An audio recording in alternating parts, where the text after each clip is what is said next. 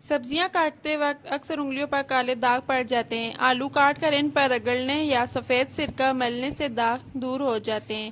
سبزیاں پکاتے وقت جب تیل گرم کریں تو اس میں ایک چٹکی ہلدی ڈالنے کے بعد سبزیاں شامل کریں۔ سبزیوں کا قدرتی رنگ برقرار رہے گا۔ کچا آلو لے کر ہنڈیا میں گھمانے کے بعد 10 منٹ کے بعد آلو ہنڈیا سے نکال لیں۔ آلو تمام نمک جذب کرے گا۔ پیاز اور لہسن کی بو دور کرنے کے لیے ہاتھوں کو پہلے آٹے سے مل کر اور پھر نمک سے مل کر دھو لیں تو بو ختم ہو جائے گی۔ پیاز کے آنسو سے بچاؤ کا طریقہ۔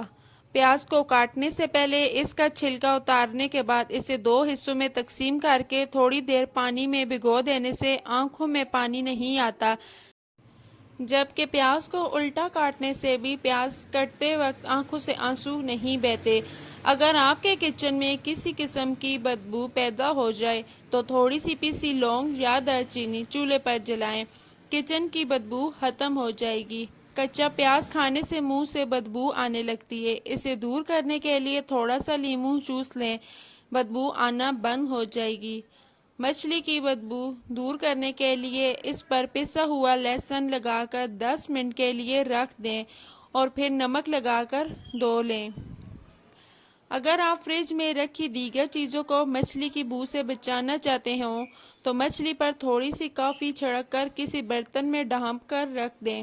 ویڈیو اچھی لگ رہی ہے تو ویڈیو کو لائک کریں اور چینل کو سبسکرائب کریں۔ ملائی یا کریم کو کھٹا ہونے سے بچانے کے لیے اس میں تھوڑی سی چینی ملا کر ٹھنڈی جگہ پر رکھیں۔ گوشت جلدی گلانا ہو تو اس میں کچا پپیتا، کچی انجیر یا خربوزے کا پسا ہوا چھلکا معمولی سی مقدار میں ڈالیں۔